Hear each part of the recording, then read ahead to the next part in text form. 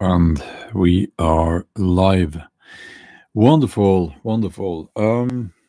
It's a beautiful, very early morning here in in Norway.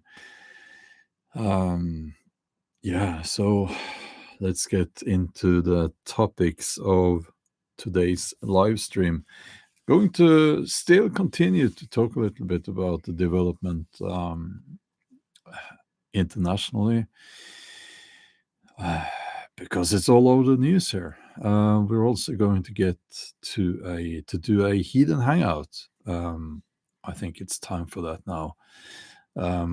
So that will be towards the end of this live stream. We're going to just look at some of the headlines in the news. First of all, the Greenland thing is all over the place here in Norway. I mean, we don't like it. We are provoked on behalf of the Greenlandic people. And I think the whole thing there with Trump's statement, which I think he didn't really think through, and I think that a lot of people in his administration, they were like, oh, no, don't say that. But who knows? Who knows? Yeah. Let's just say hello to some of the people here in the chat. You have to be a subscriber to join the chat, by the way. We have people from California, from London,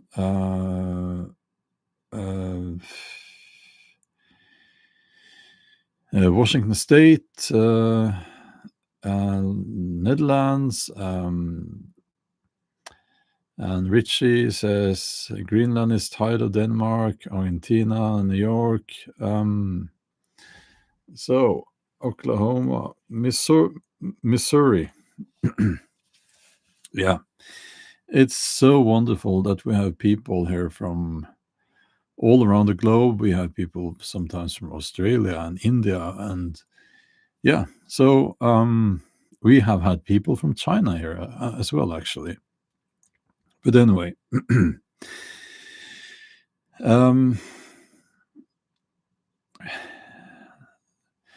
sister says, "Halo, Bjorn." I guess you that was a typo. But maybe I have a halo on. Maybe no, not yet. Right there.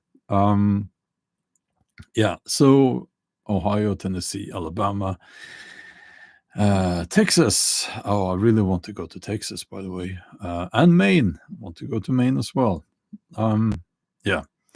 So, KP Heathen, good to have you here. Sometimes we do need a moderator, but usually people are well behaved and we can disagree and be adults about it. So, yeah, let's get to the first thing here. I put it in the title, Hubris. I did once say hybris, and people called me out. Oh, that's not how you pronounce it. It's hubris. And hubris is when you have a very, very inflated perception of yourself. And I think it goes back to the ancient Greeks, where it was seen as not good at all if a person in a position of power thought that it was always or most often a he. It was not good at all if he thought that he could outmaneuver the gods, or that he himself was as mighty as the gods. And basically, and I'm saying that as someone who had a very non-European and quite positive look at Trump, actually. But it's a very different administration you're getting now than last time. last time Trump was in office. Now you have the Christian conservatives and the donors there pulling the strings, and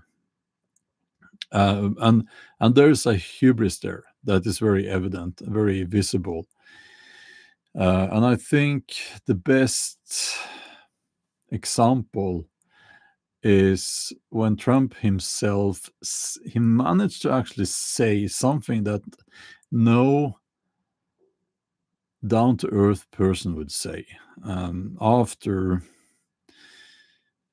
the assassination attempt. And I think I understand, being through something like that, and I mean, it, I'll give him credit for his reaction.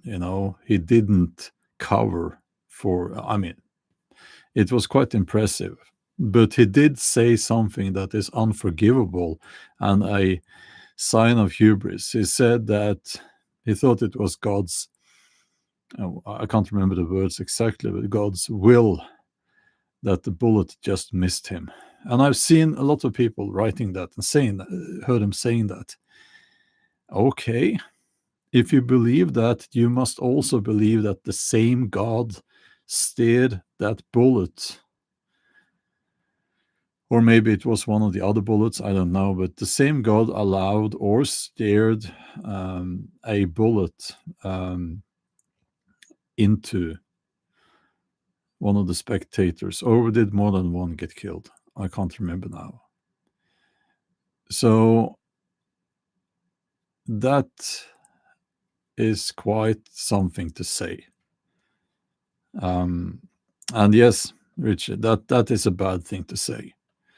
That's a bad thing to say. How do you think it feels for the family? How do you think it feels to the family of the deceased, the victims there, when that Trump says something like that, and it is a sign of hubris. It's a sign of, well, I'm practically God.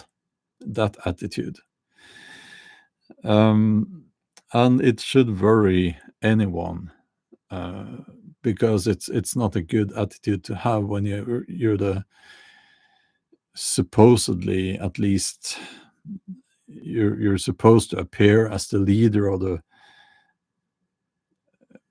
I think, the mightiest military power on the planet.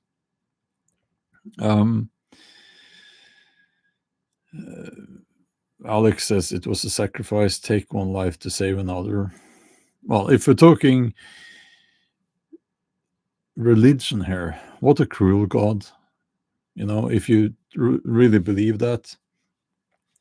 So anyway, yeah, it's hubris. It's hubris. Let's see. Efo, thank you so much for the donation. I legally with this, I don't know what you mean by that, but thank you for the donation. So, yeah, Christopher wants us all to know that he disagrees. That's okay, Christopher. So, moving on to Greenland, which, let's face it, they want Greenland because of the rare earth minerals in Greenland. And the irony here is that the same people who are denying that it's getting warmer,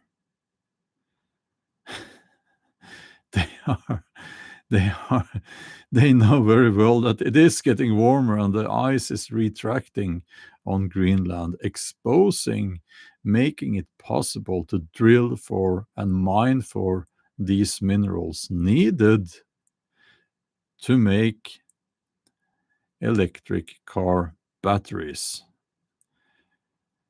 So I mean, it's amazing.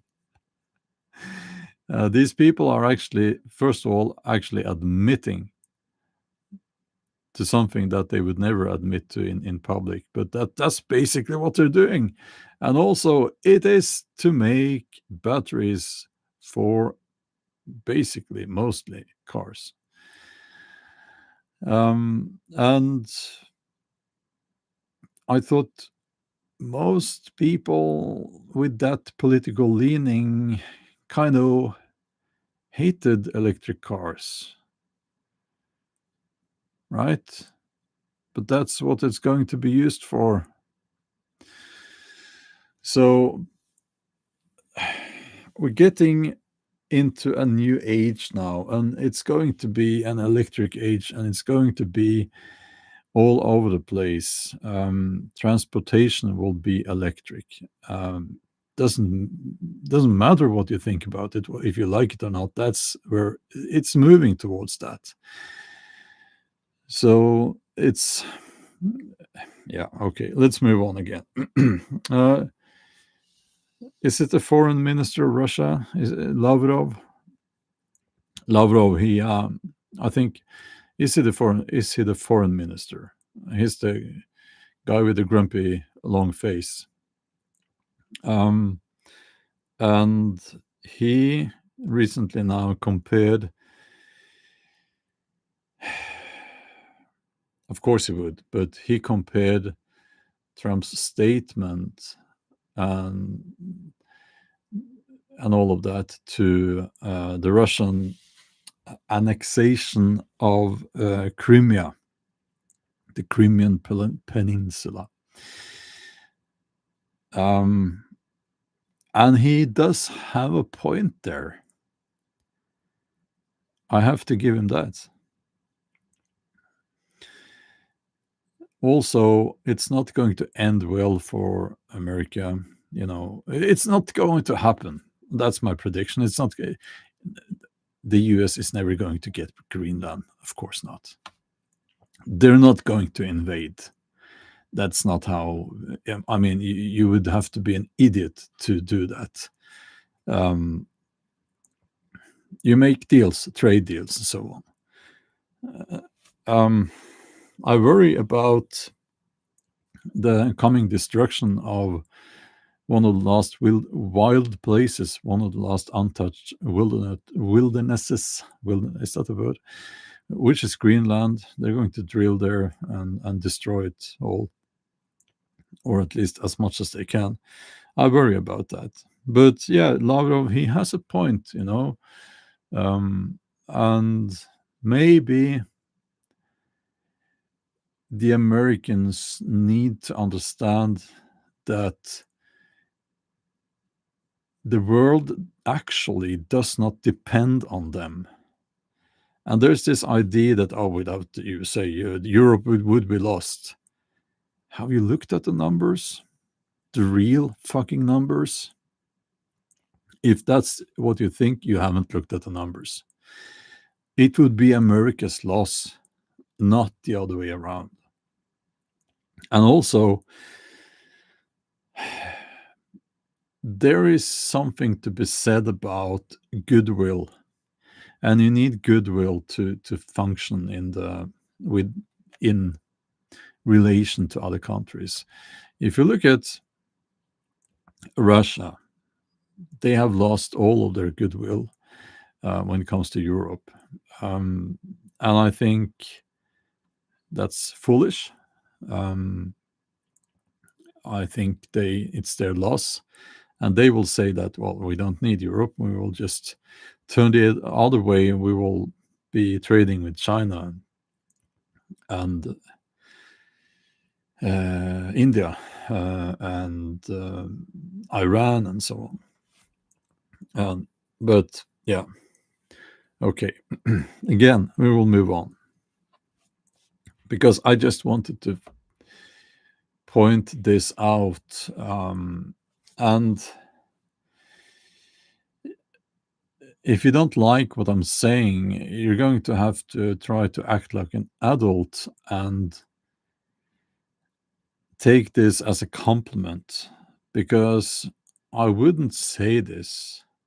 Well, I would say it anyway, but when I say this, it is because I think that you are mature enough to, not to take offense too much. It's like, if you do take offense, then I don't care. So, let's see. I will move on to the Heathen Hangout, which is a tradition we need to get back to here. And Nick's just to reply to your comment, and I'm going to reply to some of the comments here. Here's you're saying that he's the only realistic option that is somewhat anti-establishment. I think Trump is the establishment now. Actually, he wasn't the first time.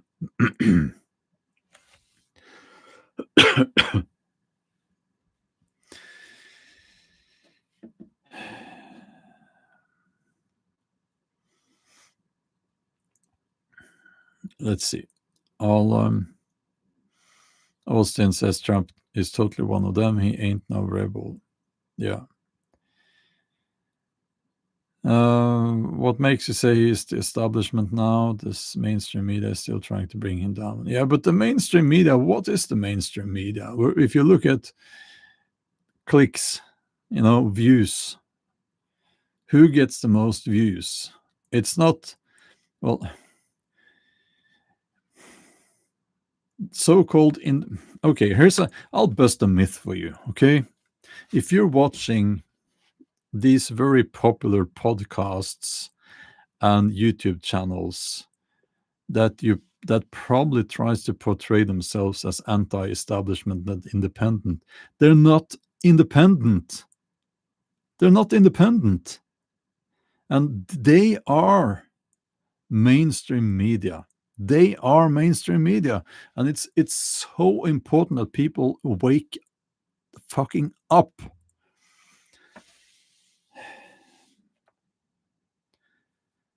They are the mainstream media. They are part of the mainstream media. So if you look at CNN, they're mainstream media as well. Joe Rogan, he's as mainstream fucking media as you can get. And I don't see why people don't get this. You can keep pointing at old media, which I call it, CNN and Fox News and things like that. And it's laughable what they're doing. Of course it is. But it's, follow the money. Follow the money. YouTube will prop up these channels because of the money. And they get to keep doing what they're doing because of their sponsors. It's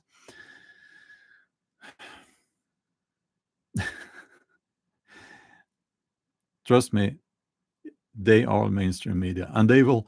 It's so funny because these people will sometimes say, "Oh, I'm being shadow banned," or "Look at my I only get 2 million views on each podcast, and I get shadow banned." Like, listen, it's not. Yeah, okay, let's move on.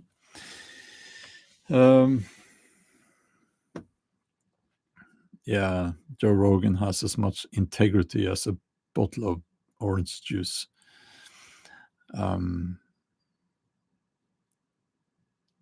So,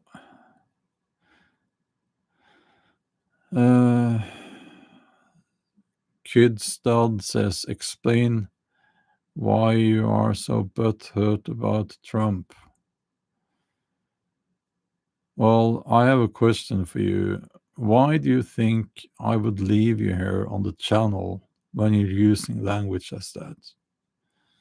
I can use language as that, like that, because I'm the one talking here. But you don't get to do it. So, goodbye.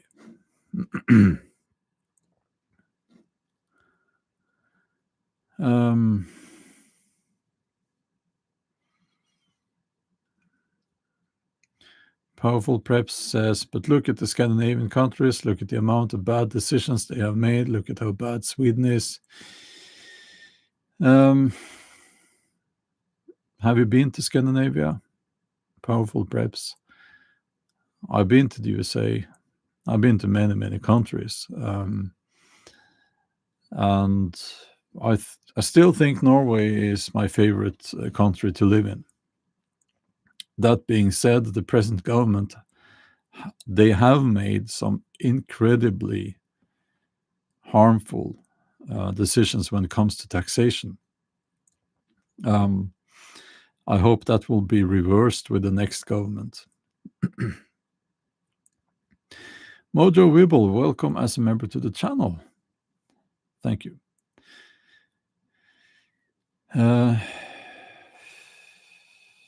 Let's see. Yeah, Anita, thank you for saying that. Just to clarify, Bjorn, I appreciate that you're on the outside looking in, because we sure don't get the truth here in our own country, I mean Idaho. That's how it always is, and that's why it's so important to travel. And as a Norwegian, I can say that Norwegians, they think very highly about themselves, which I just proved to you. But no, I mean, Norway is a good country. It's nice to be here. There aren't that many people. We don't really have a huge problem with immigration from problematic areas of the world, and there is nature all over the place. The cities are small and so on. So if you like that, Norway is the place for you. If you like hustle and bustle, cheap alcohol, and big cities, Norway is not for you. So, but I think that with the USA, which I have been talking about through a few live streams lately, I won't keep doing that because it's not that interesting. But what's special about the USA, and I have talked about this before, is that I think it's only 40% of Americans have a passport. So it means that less than 40% of Americans travel abroad. So most of the population, they don't get to see their country from the outside. They don't get that perspective. And as I said, I get it. You have all the, mountains and lakes, and you have the sea and all different sorts of woodland and all of that. So why would you travel? You can get all sorts of different scenery inside your country, which must be incredible. But you don't get the perspective of another culture if you never leave your country. So I personally, by the way, and I need to bring this up, I think that the flat earth movement must have originated inside some landlocked state among people who never travel. But yeah, but I mean, yeah, so you need to get that perspective. And it's easy to see that when you travel, and especially when you come from a culture that is dominating the world, it's so beneficial to travel because you see, first of all, the lies you are being served. Your country, your culture will be serving you lies all of the time. I think that goes for all countries. And when you travel, you realize, oh, that was a lie, and you might actually find out that maybe you prefer other countries to your own country. Maybe not.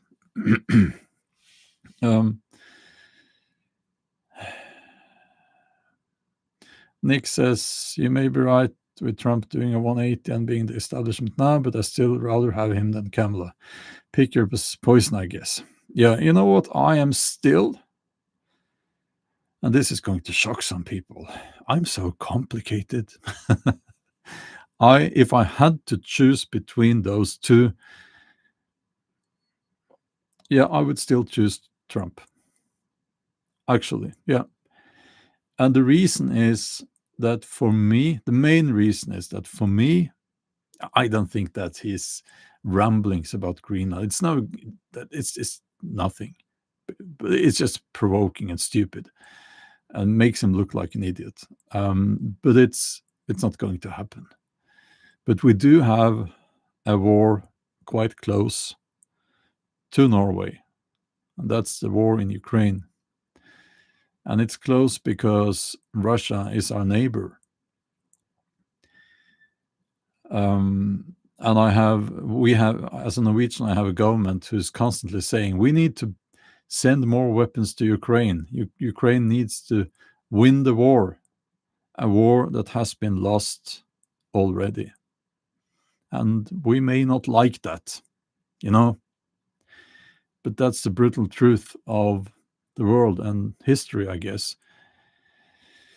Not going to get too much into that, but I want that war to end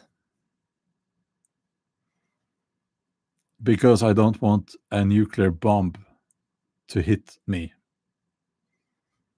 And that's the main reason why I still say that if I had to choose, I would vote for Trump.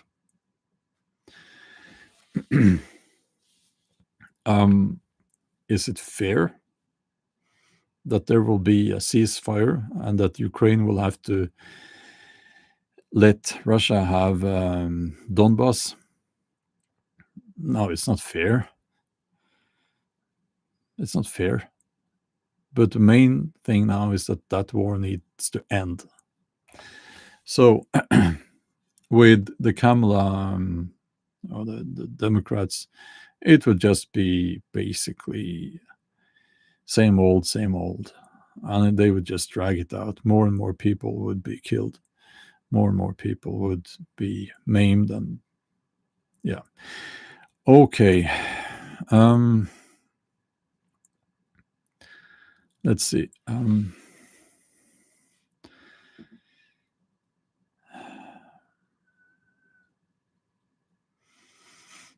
Yeah, I think actually Greenland, here's something that you don't know, most of you guys, I think. Greenland gets financial support from Denmark quite a lot. There was discrimination against the natives in Greenland. And I think there's still a lot of that going on in Denmark, but financially, Greenland is benefiting a lot from being part of Denmark. But I think that if Greenland wants to be completely independent, there should be a vote, but the people there should also be informed that the financial support from Denmark would then stop.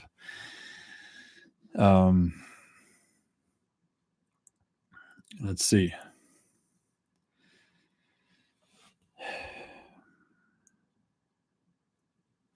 Nick's interesting question. Do you think anything nefarious will happen during the inauguration? Yeah, I don't know. I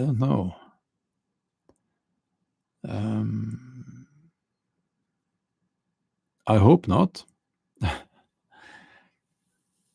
I want stability, and yeah, so I don't know. Richie says it would do better under America. I don't think so. I think American influence would ruin Greenland and the nature as well. So what's wrong with independent nations making trade deals with each other? I think that's basically a good way to do things.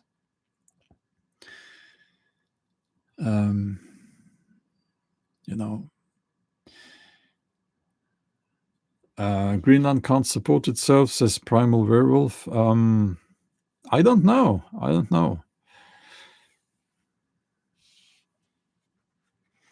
Positivity says, I want the war to end because people on both sides are dying. You want it to end for your safety? Yes. Don't you? And I really don't have to comment on what I think about people on both sides are, the fact that people on both sides are dying. I don't have to comment on that. We are going to change topic. Heathen Hangout. I think that was started by a friend of mine, Treeman. That was his channel's name, Heathen Hangouts, and he would do live streams and talk about pagan topics. And some of you have been asking what happened to Treeman, and it might be a little bit confusing, but I'll tell you. He has become a Christian, Orthodox Christian, actually. Let that sink in. And he made a video about that. And yeah, GB, you like that, don't you? And he made a video about that and changed his name. Changed the channel name.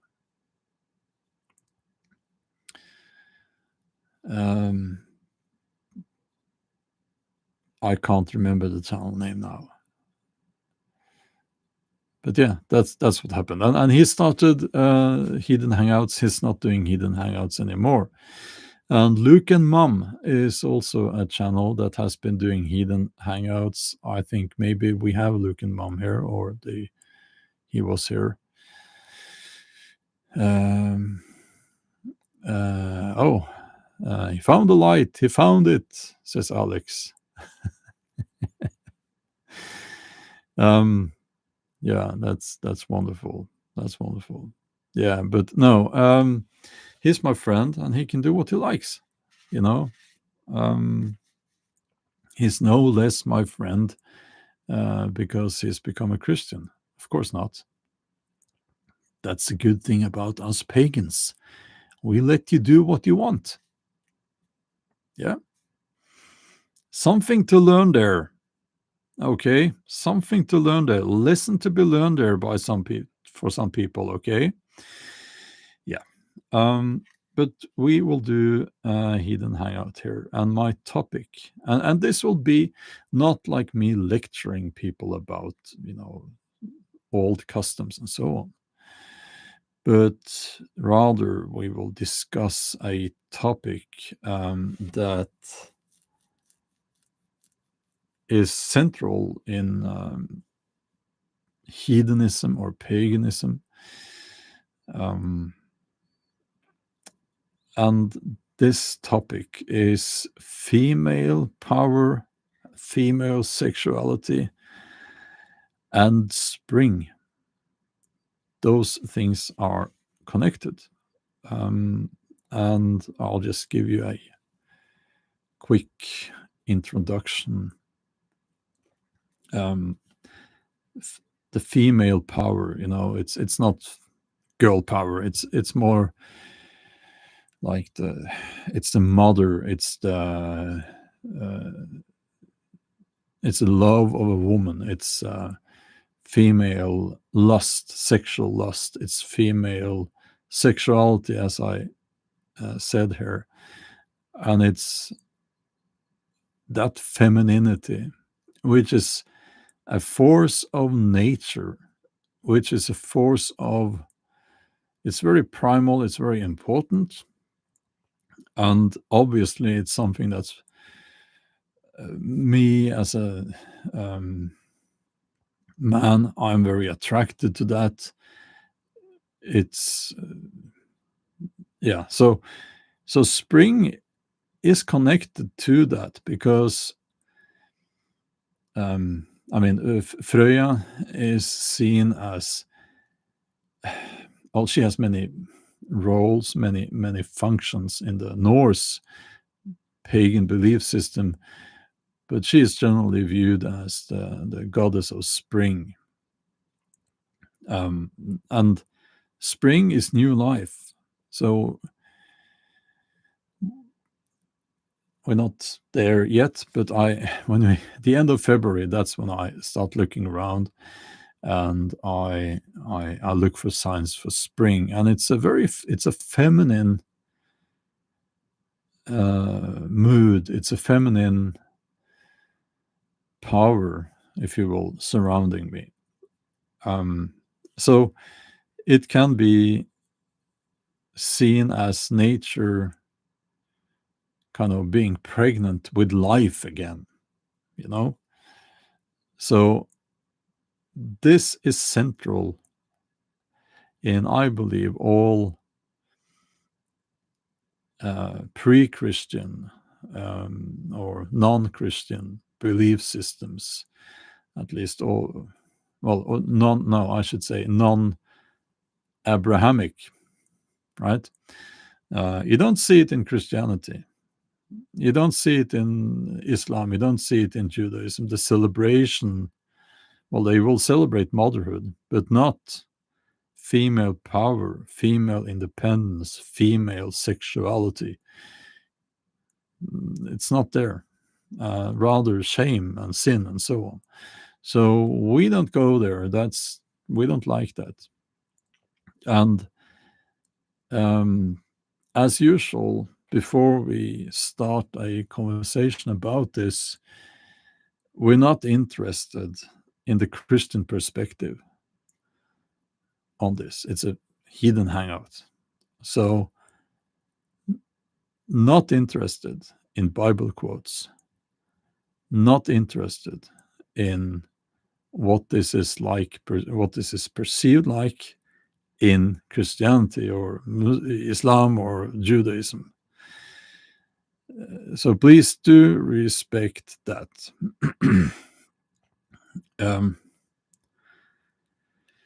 Okay, so Donald says sex is not a sin. I agree. We wouldn't be here if it wasn't for sex.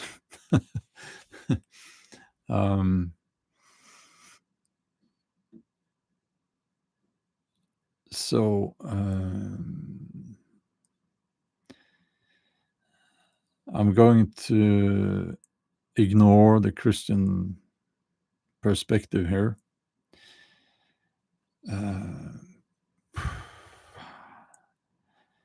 Can we get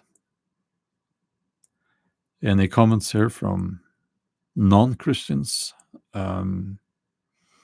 Christians are welcome if you want to learn, if you want to listen, so on. But the Christian's perspective is not interesting here.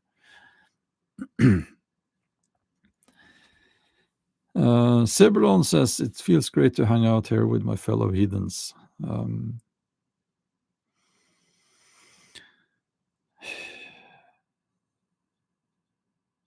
Yeah. Donald says, is this a gift shared between a man and a woman? Yeah.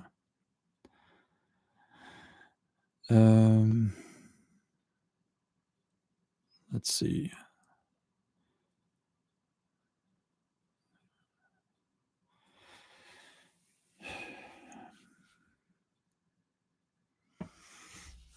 Yeah, this was a little bit difficult. It will get better. It will get better because we will get more non-Christian people here.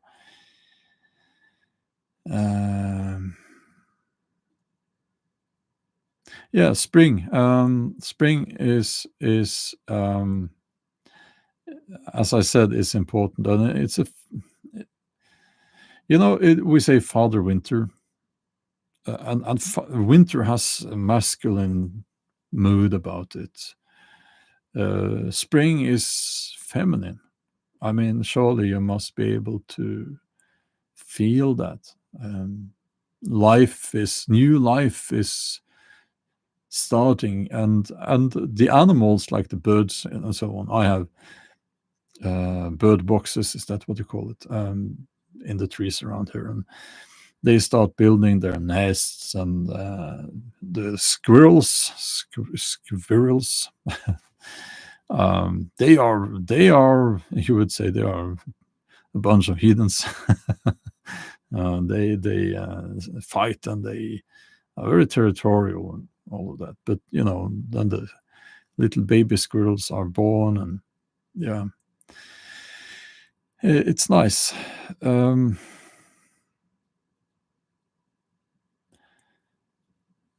Aniwaya's song says winter is hard and it demands strength to survive, hence male, spring is easier, times rebirth, hence female.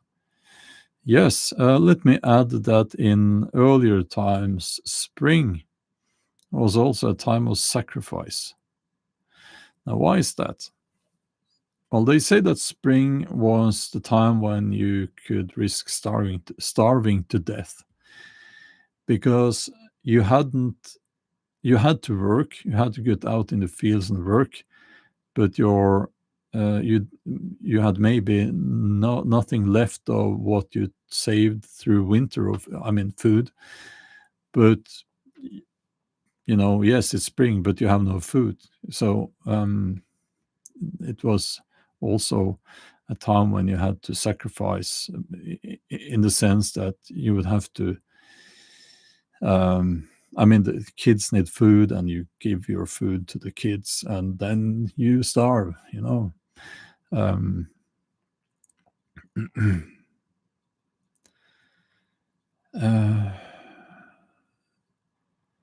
let's see. Tron, thank you for saying that. Not many places we heathens can hang out together. I really appreciate this channel. Good to know, and thank you.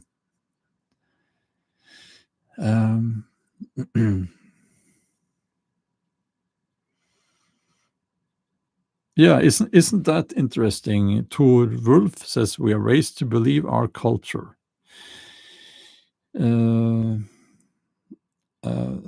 It's like they say that you adopt the religion that is the most common where you are born.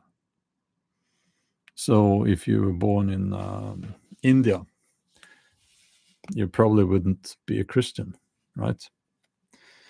But let's stay out of that topic.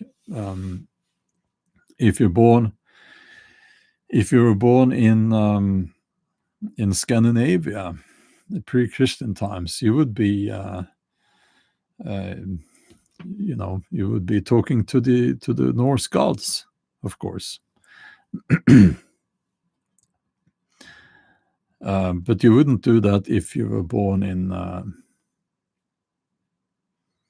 North Africa, for instance.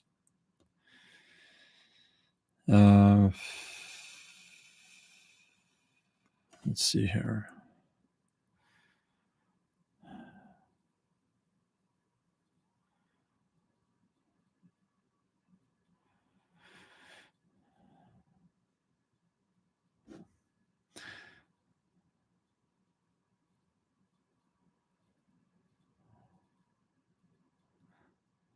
I'll try to stick to the topic. Betty says, I love seeing nature wake up from a winter nap. It's so beautiful. Yes, it is. Absolutely.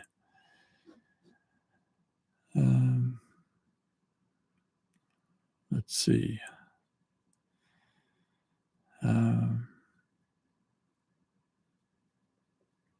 I hope you get better, Mojo Wibble.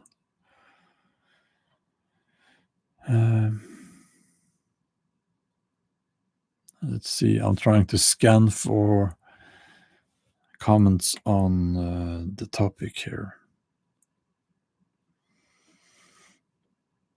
Dorette is asking, and I get this question a lot. Do you feel as though Norse paganism is open to everyone or more reserved for those on Nordic backgrounds? Well, I think it should be open to everyone.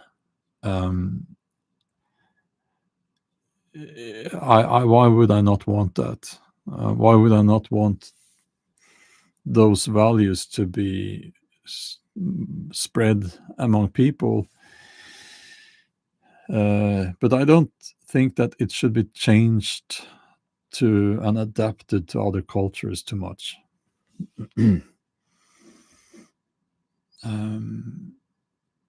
Let's see.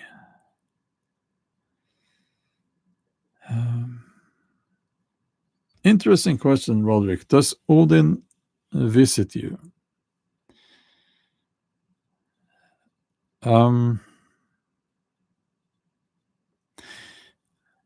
Well, what is Odin?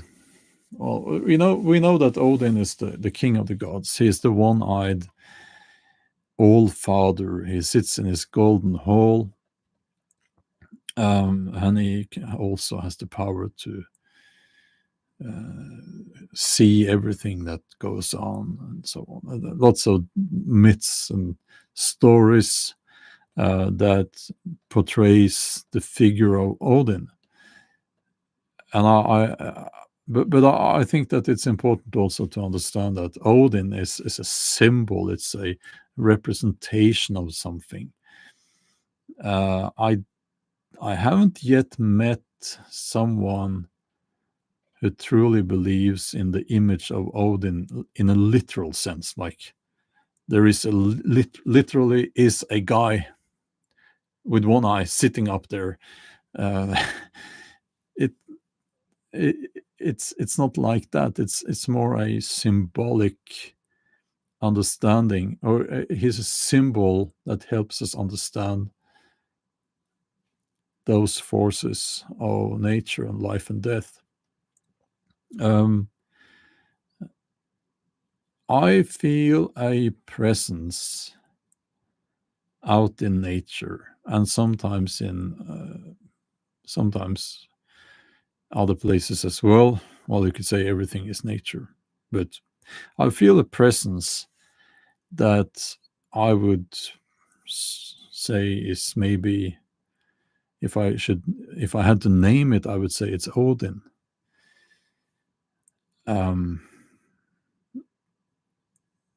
So does Odin visit me? That feeling, that mood, that spirit, that force of nature, I do connect with that, and in that sense, yes, Odin is visiting me, I could say.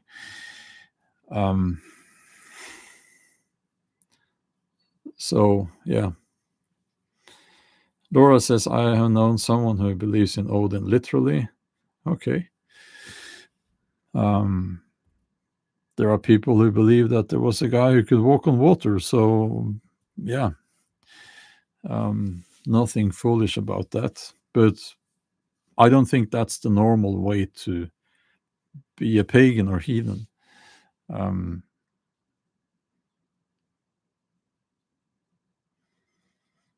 Let's see, scroll up here.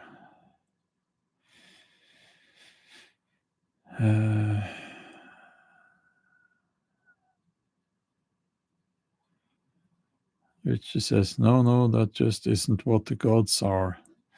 The good thing, Richie, about paganism and heathenism is that they can be what you want them to be. Let's see here.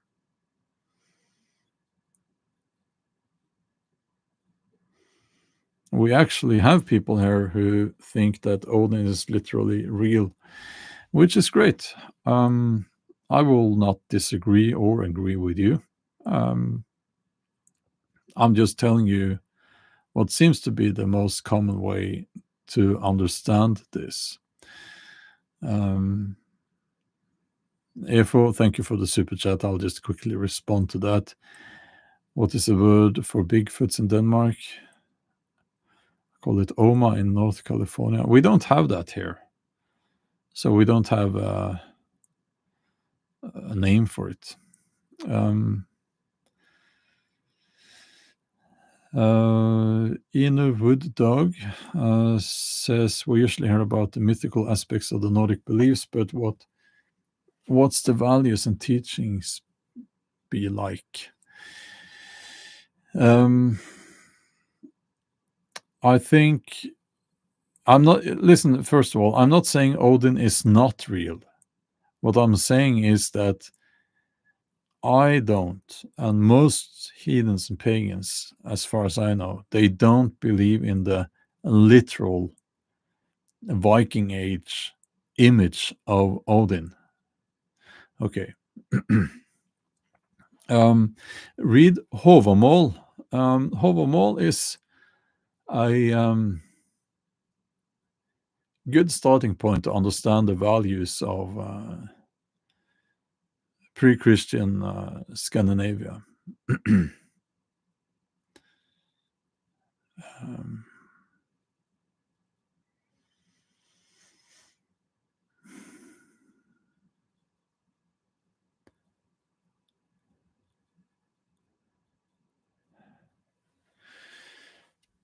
So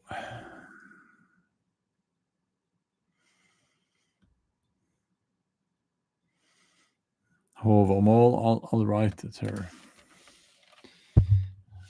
Oops, I'll have to do this.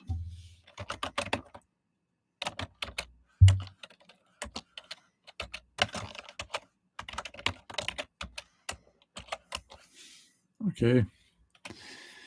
The first there is what you need to type in when you don't have the letter O on your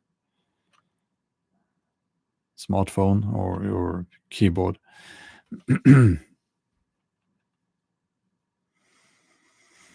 Torvur says humans are animals, and everything I said isn't against nature, but rather the contrary. Yeah, we are animals, of course. What else would it be? I know it goes against what some people want to think, but we are primates, you know. KP Heathen, is that the Dr.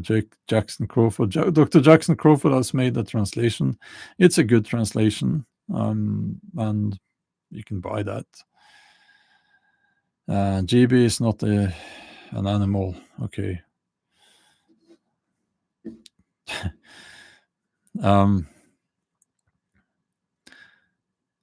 So, Lena, good question. Did Vikings bring paganism to Scotland and the Orkneys?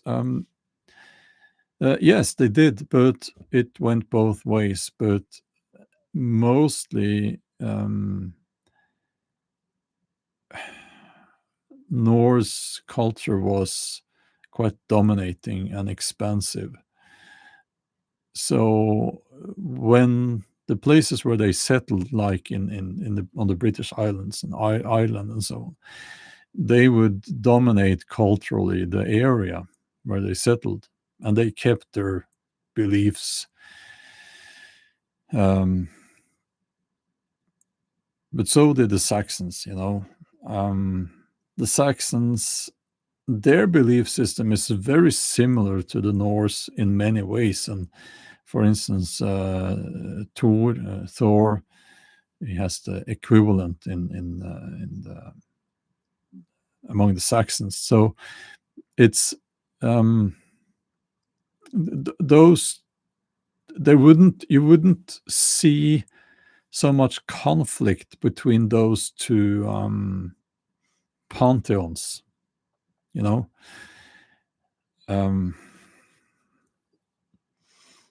Yeah.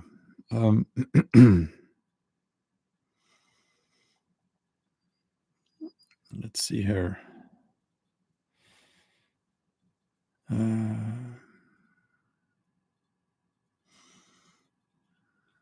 So,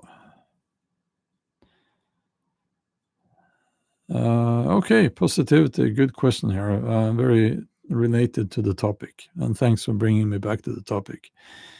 Paganism, Christianity, all the same to me and equals male dominance over females. Explain the difference, please. Yes. Now, I said that this Heathen Hangout, we will try to focus on female power, female sexuality, and spring. you can't even compare it with Abrahamic monotheistic beliefs, because what I just said, female power, female sexuality, it's not seen as sin. It's not seen as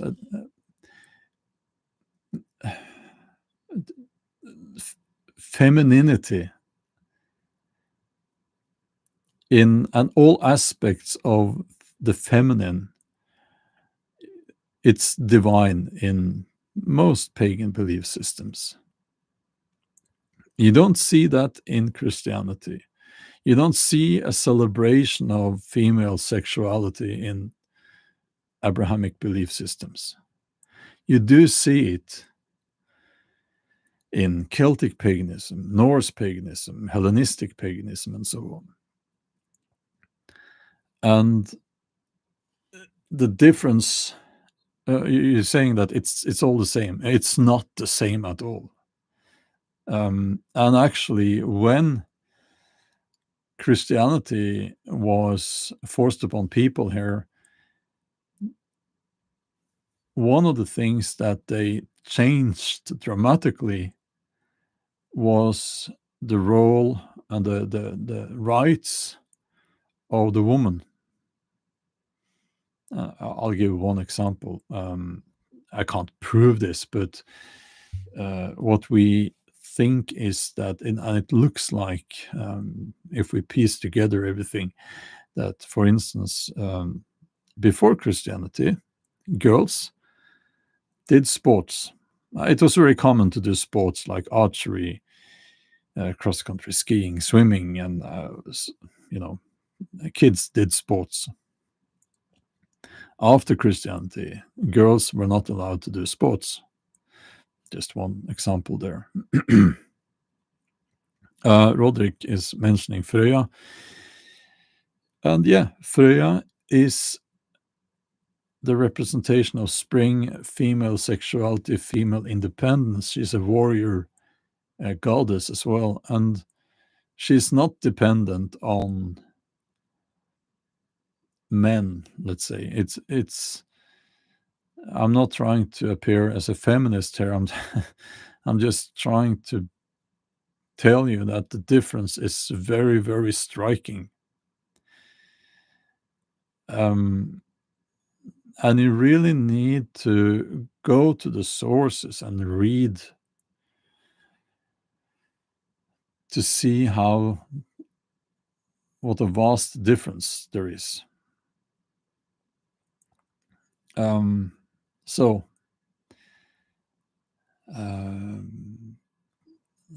let's see here.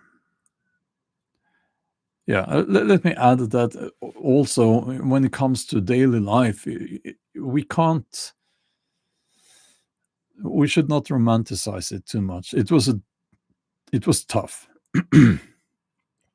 and difficult and hard, and they didn't have. It was a different world, right? So you can't. I'm not trying to say, oh, they were feminists back then. No, that's not what I'm saying.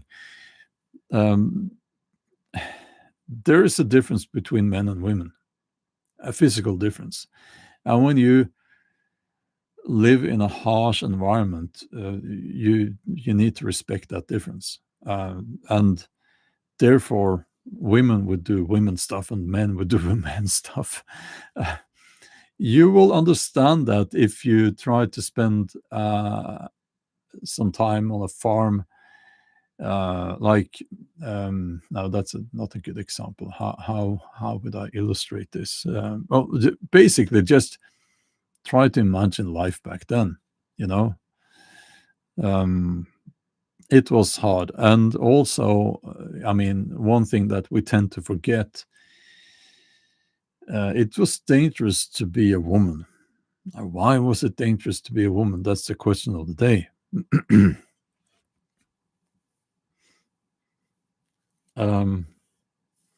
Before Christianity, well, after Christianity as well, it was dangerous to be a woman.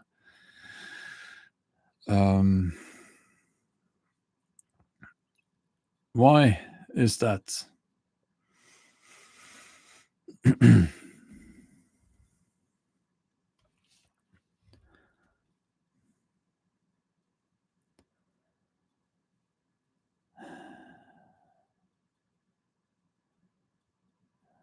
Well, I'll tell you, childbirth. Childbirth has always been dangerous up to modern times. Up to modern times. And back then, it was quite common as well to see some of your children dying. So it was brutal. And in that context, you just need to do what you could to survive and to be able to bring up your kids and avoid starvation and sickness and so on. Yeah. Let's see. I did see a super chat here. Thank you for the donation, Living L393ND. My thoughts on the LA fires. At this point, I do not have enough objective information to form an opinion on that. Well, of course, my opinion is that it's horrible. It is horrible. Yeah.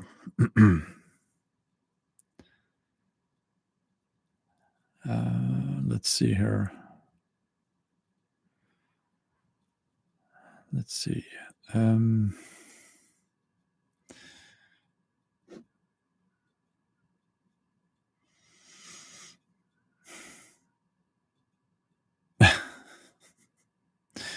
Yeah. Greenlanders wearing Trump hats. Yeah, off topic a little bit, but yeah, I don't know what to think. What I've heard is that they were given those hats, and some of them were homeless people and so on.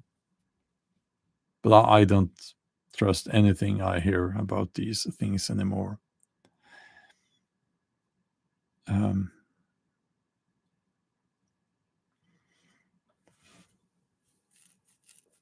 Yeah, so while absolutely they did celebrate sexuality, femininity, and femininity is, I have to say a few things about that.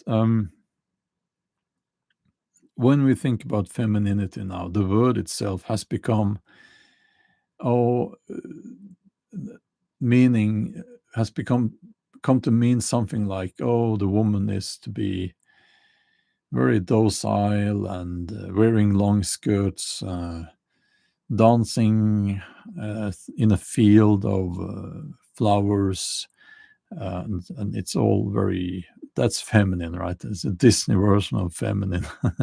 That's not feminine the way I'm when I say feminine here in this context. That's not the feminine, right? The feminine is, well, that's part of it. I think that's part of it. But it's also, well, it's basically all aspects of being a woman. And for obvious reasons, I'm not an expert on that, but I've been around for more than 5 decades. So, there are many things going into femininity. So what I just said is one part of it, I guess, but also, motherhood, uh, lust, it's like, um, uh, most women, most women like men, right? They have, they lust for some men, right? They do, of course. We wouldn't be around if it was not like that. Um, in the nurturing thing is also a natural part of the feminine, like this natural ability to take care of kids, and also other people. You see, it seems to be a natural thing for women more than it is for men to care for others. um, and yeah, many other aspects comes into that. That's what I mean when I talk about the feminine or femininity.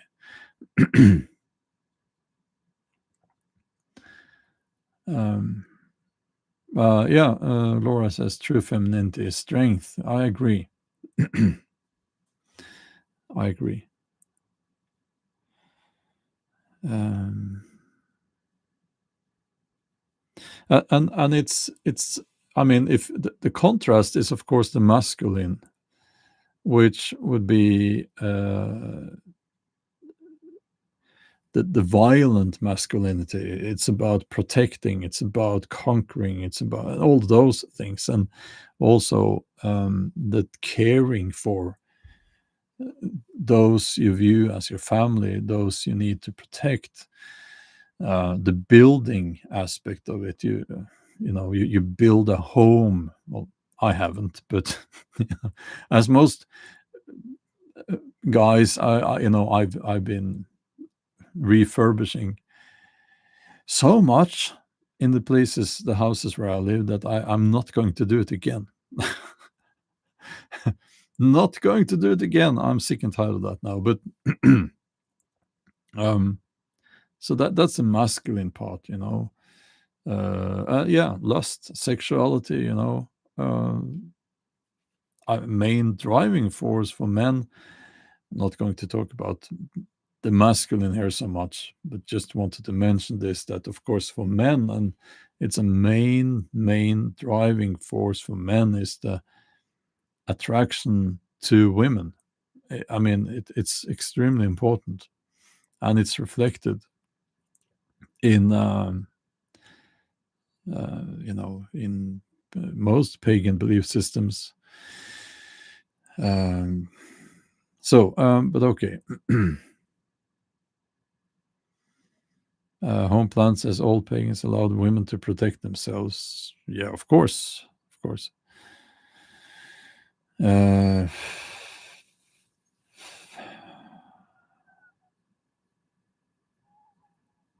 Let's see. Well,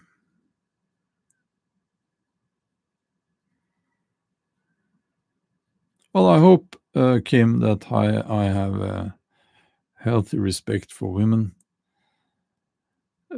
Well, I do have. Yes, I do. um, let's see.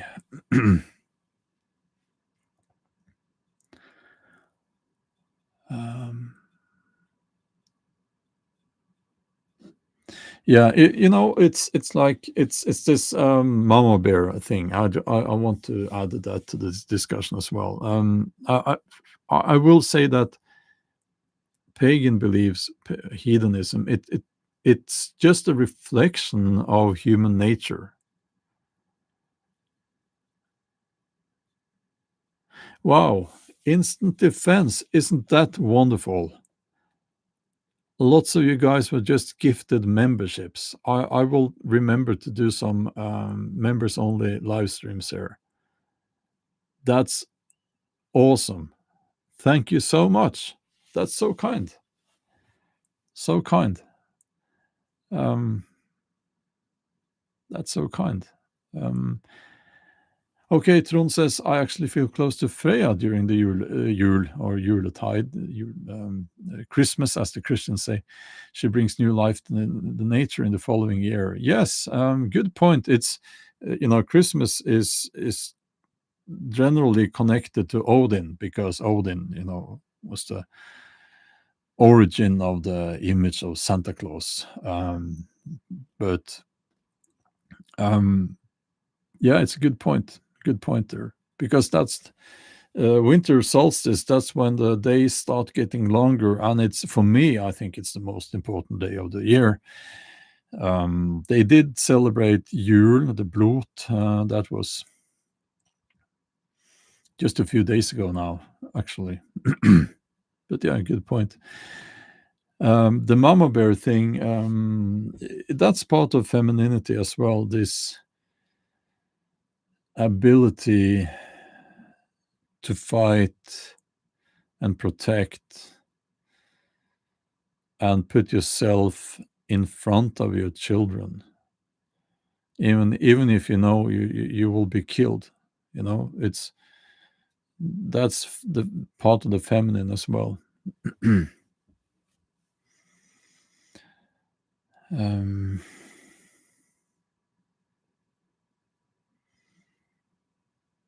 let's see.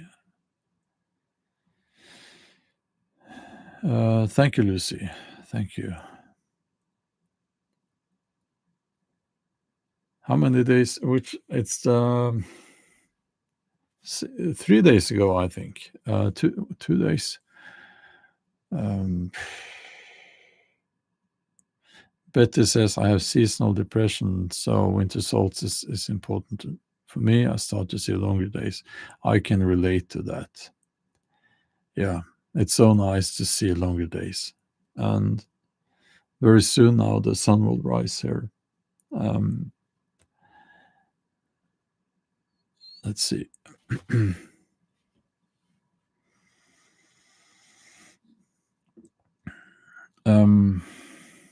Yeah, the Osmanli. Well, just throw your questions in the chat here.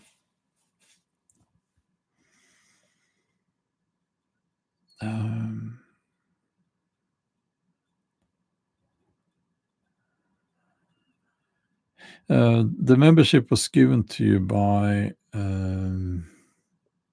Instant Defense. And again, thank you for that. That's very kind. Where was the question? Did I miss it?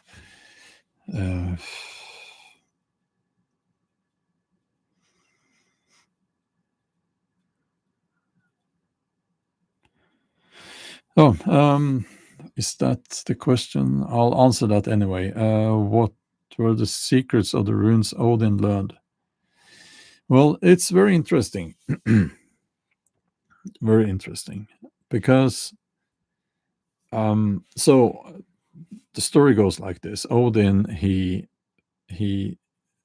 impaled himself on his spear Gungnir to Yggdrasil, the world tree.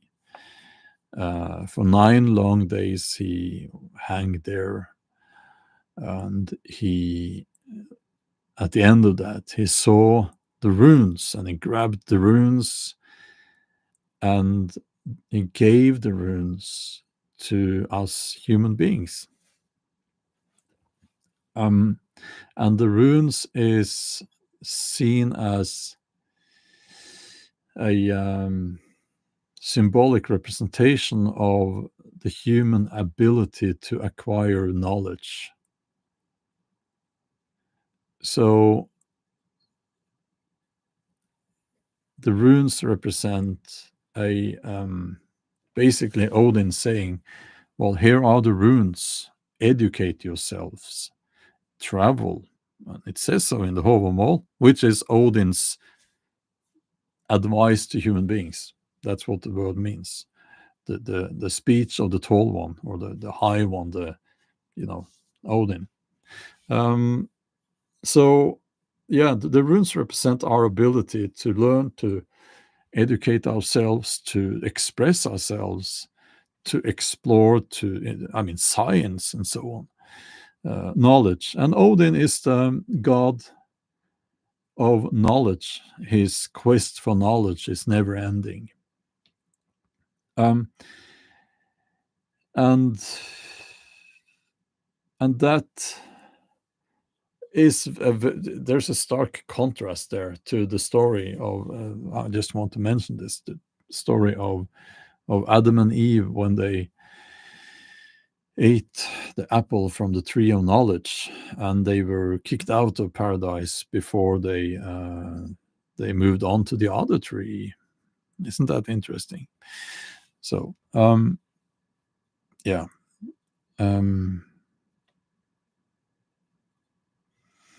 Yeah, primal werewolf, yes. Odin, Vil, and Ve, his 2 brothers there, they made us human beings. So I don't believe that. I think that we, yeah. Um,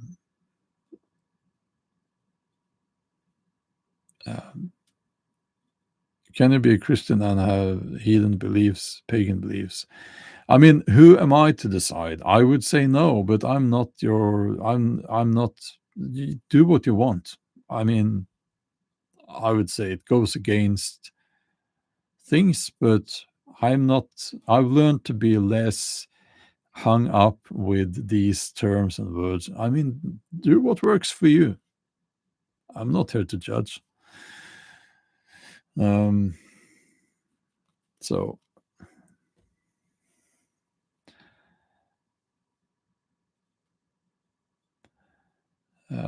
yeah, Thomas, good pointer. Uh, what we assume, what we believe, looking back at finds, archaeological finds, and so on, is that um, the white Christ, Hvite Christ, basically, Jesus and all of that, was probably adopted. No, it wasn't that difficult to. Now, you need to hear me through here. It probably wasn't that difficult when the monks came here and they said, "Hey, have you heard about this guy, Jesus?" It People would probably be interested. They would have been interested. Oh, really? Oh, another god. We don't have a problem with that. There are many gods. That would probably have been the attitude among many, many people. Um, so you could say that you would probably have people who accepted, not accepted like it's the truth, but who would adopt the idea that, oh, there's this Jesus, the white Christ, and but also there is Thor and there is Odin. Um, it was not difficult to imagine. It's not difficult to imagine that both could have existed in the minds of people.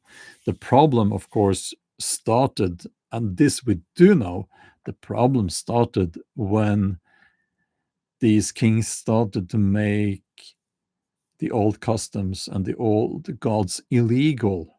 So they would punish you if you had god poles and you did a brut and so on. Um, that's when the problem started. So you could say that, in a way, um, some people probably believed in the white Christ and the old gods as well. Just my guess, but I will claim that it's an educated guess.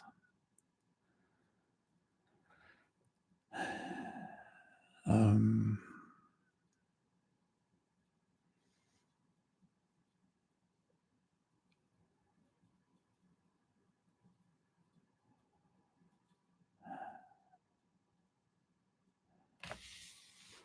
okay.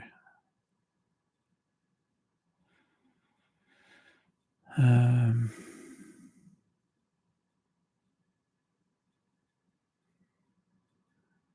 Thank you, the Osmanli. Thank you. Um,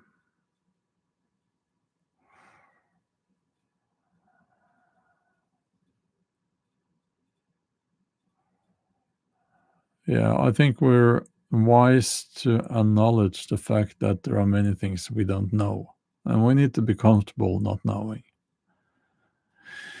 Laura is asking, was Odin based on a chieftain who really existed? A good question. There's a theory about that. Thor Heyerdahl made that theory well known in at least Scandinavia. And his idea, well, he's dead now. He famous Norwegian archaeologist. he said that Odin was the chieftain probably of a people who emigrated into Scandinavia.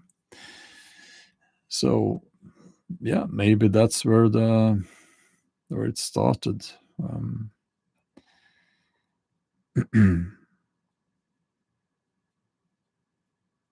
So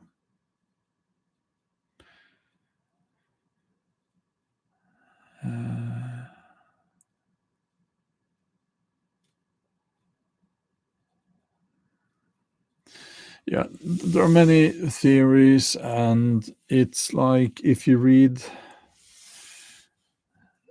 I mean, if you read the Edda, you see how Snorre, who had to make sure that he was not killed, he was eventually killed, but not because of that.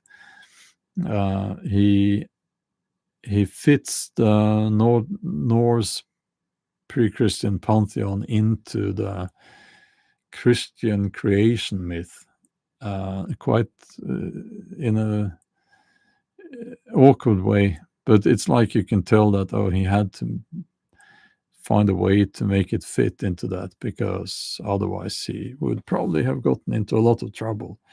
It was written after the introduction of Christianity. So, yeah.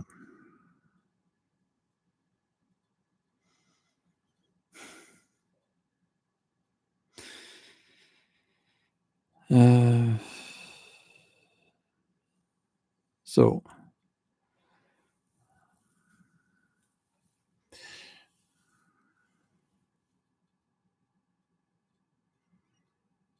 Positivity is asking, why do men marginalize women, and why do women marginalize men? Power play. I think it's always been like that to some extent. It's worse now, because you can go through life without needing the other one. So yeah.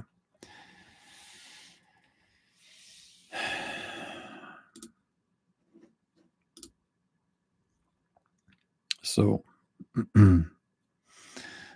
thanks for sticking to the topic mostly. So that's all for now.